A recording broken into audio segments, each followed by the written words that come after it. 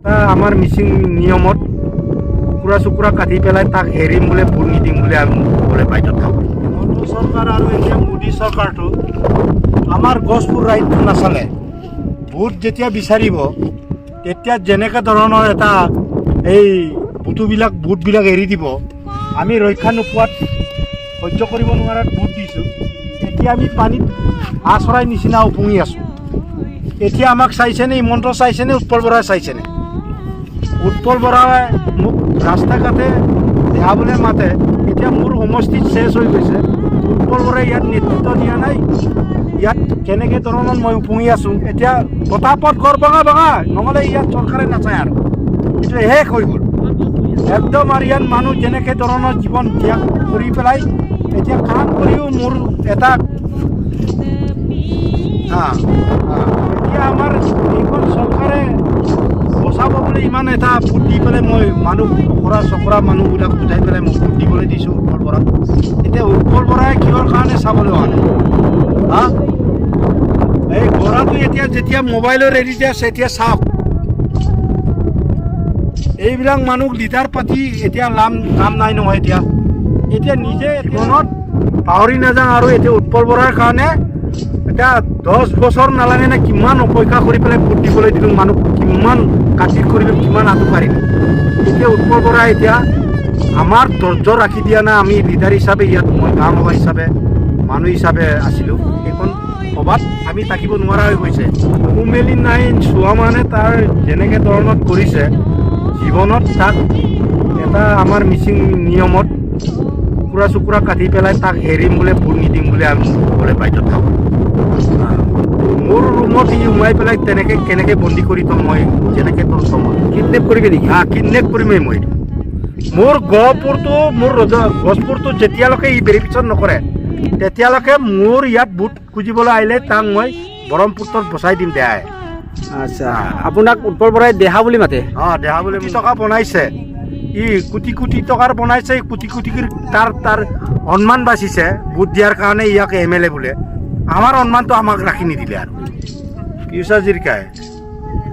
হাজৰিকা বহুত আহ্বান দি পেলাই এনেকৈ আহ্বান দি পেলাই শেষ কৰি পেলাই ই ঘৰত লাহেকৈ ঘৈণীয়েকৰ লগত ধেমালি কৰি আছে। এনেকুৱা ধৰণৰ মানুহ MSCয়ে যিটো সিহঁতে ইয়াত নেতৃত্ব দিলে 50 লাখ টকাৰ কাম কৰি পেলাই ৰাইজক বচাই থৈছে। এতিয়া ভোটটো কাক দিব লাগিব? এতিয়া সংগঠনক দিব লাগিব। আমাৰ MSC পালৰ সংগঠন এই কিবা আছে। এতিয়া কোন আছে? এতিয়া মাইকেল আছে, কংকনাৰ আছে। এতিয়া এই নেতৃত্বত এতিয়া 10 লাখ টকা 10,000 টকা আনি পেলাই সাধাৰণ গছ গছনি কাটি পেলাই এতিয়া ব্যৱহাৰ কৰি আছে, কষ্ট কৰি আছে। এতিয়া মোবাইলত দেখি পাব এইখন গঢ়া ওচৰত। এতিয়া আমি কাক অসম চৰকাৰে কি কৰিলে? আমাক ইমান টকাৰ ভোট দি পেলাই এতিয়া অসম চৰকাৰে কৰা নাই, আমাৰ MSCয়ে কৰি আছে। এতিয়া তেতিয়াহ'লে কাক গুণ গাব লাগিব? এটা হ'ল যেনে উৎপল বৰাক আমি এটা ডাঙৰ মানুহ বুলি ভাবি আমি ভোট দি তাক জিকাইছিলোঁ, গণ্যমান্য আমি কৰিছিলোঁ। তেখেতে আজি এটা কথা হ'ল ইমান গৰাখহনীয়া ৰোডত আমি পৰি ৰাইজৰ থাকিবলৈ জেগা নাই, এতিয়ালৈকে ক'ব ল'বলৈ অহা নাই। গতিকে এতিয়া তেখেতে আমাৰ ইয়াত চৌগুৰি কলীয়াপানী গছপুৰীয়া সেই জেগাত তেখেতে ভোট খুজিবলৈ আহিবলৈ তাৰ সাধ্য নাই। তাক আমি সতৰ্ক কৰিছোঁ। এতিয়া MSCয়ে আমাক 50 লাখ টকা দি যেনেদৰে দিলাহেঁতে আমি ব্যৱস্থা এটা কৰি দিছোঁ। তাৰপাছত আমাৰ চৰকাৰে কেলেই হেন পইচা নিদিয়া ইয়াৰ কথাটো পিছৰ কথা, কেলেই খবৰ ল'বলৈ অহা নাই ৰাইজক। কথাও ভাবিবলগীয়া কথাও হৈছে যে আমাৰ চাকৰি মানুহ বা কিবা এটা মিচিং মানুহ বুলি বেয়া পাইছে নেকি? তেখেতে ঘৃণা কৰিছে নেকি?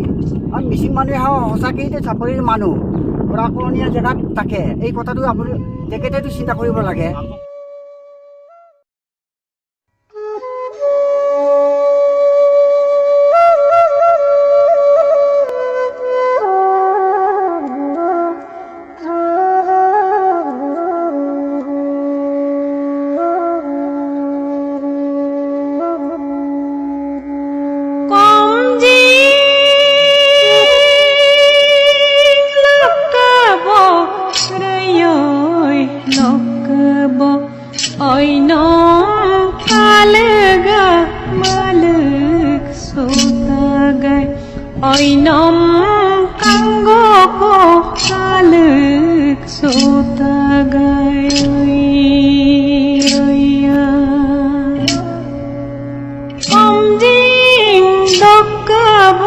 heyoi dok bo de pin de pongam moman bosutai meboy ayu mam